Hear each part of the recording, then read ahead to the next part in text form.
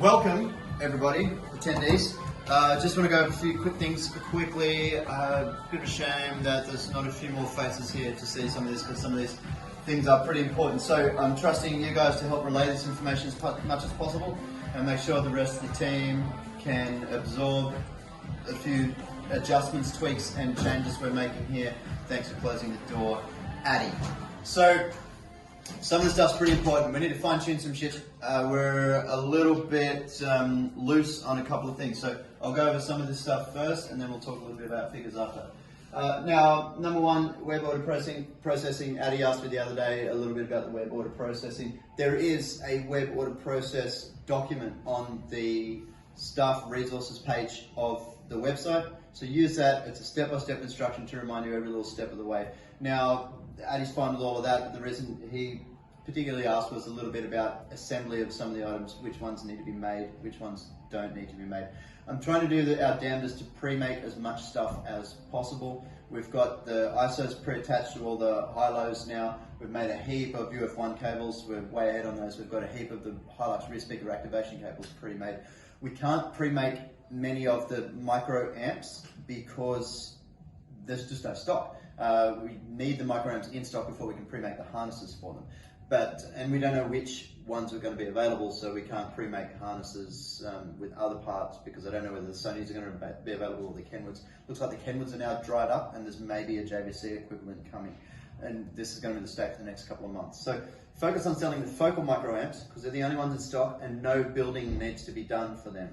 If you sell a kicker, it needs to be built up manually by a tech. If you sell a focal, you can just pick and pack it with the T-harness, the impulse interceptor cable, and the amp itself.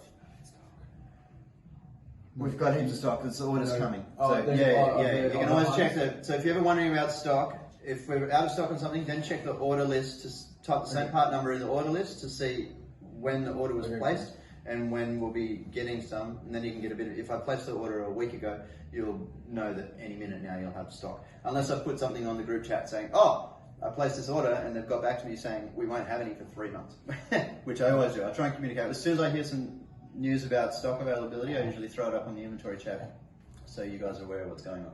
Now, so web order processing, use that tool on the website, on the staff resources website, and we'll try and focus on things that don't need to be built, and we'll keep trying to get Ang and the other guys pre-building as many things as possible. Money management, I wanted to go over mostly with Caleb, our money management, but personal money management in particular. Encourage each other to be less wasteful. I see a lot of Ubers coming to the shop. None of us get paid enough to be Ubering lunch every goddamn day.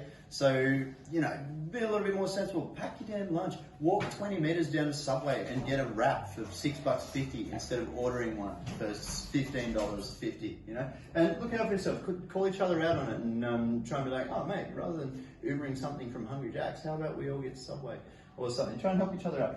KPI reissue. There's a new KPI document on the same staff resources page of the website, and I've made note of it, and it's been highlighted by Paige. Thank you, Paige. On the page. On the page. Paige has highlighted the page for you. And the only adjustment to the KPIs are two things. I've lowered the expectation of reviews, which upset me because I don't like lowering expectations. I like over-delivering, but they're not getting done. So what I've adjusted the reviews, what I expect out of everyone is to get one review per month for every 4 days you're rostered on, which is very, very reasonable. There's no reason you shouldn't be delivering 5-star service 10 times a day. And you should be able to get a review today. When I'm at Balcatta, I almost get a review a day at Balcatta. And I just ask for it. I just take your phone and I get it done. 7 days I got 3. Yeah, I know. It's good. It's so easy. You just got to do it. And it's important. It's one of the most important factors for our business to maintain engagement with the client, trust with the client. People literally specifically look at the reviews and they come in and they say, I read the reviews. They're excellent. Now I'm here. Not only that, they manipulate Google results. By putting keywords in the reviews, we will get more Google hits on our location data page. So if the review says, love my new Sony CarPlay, thanks Ben, it will drive traffic, people Googling and searching Sony CarPlay. The reviews actually pop up high in Google's search rankings, and then that links directly to our location page, and then they call our business or they navigate to our business. It's all fast click-through things, right? So leverage the reviews. It's the cheapest and most effective way we can advertise. It costs nothing, takes no time, it makes everyone more accountable. You have to give 5-star service, and it keeps us all in a job. Next. The only other thing on the KPI reissue is I've put a threshold level. I talked to Alex a little bit about this, about how JCar Electronics did their threshold level in their business. If the store doesn't make enough money, I can't afford to pay bonuses. Even if like 2 people made it rain, but 8 people lost a heap of money, then the business can't afford to pay out bonuses. So as a team, as a group, as the business as a whole, we need to do over 30% gross profit.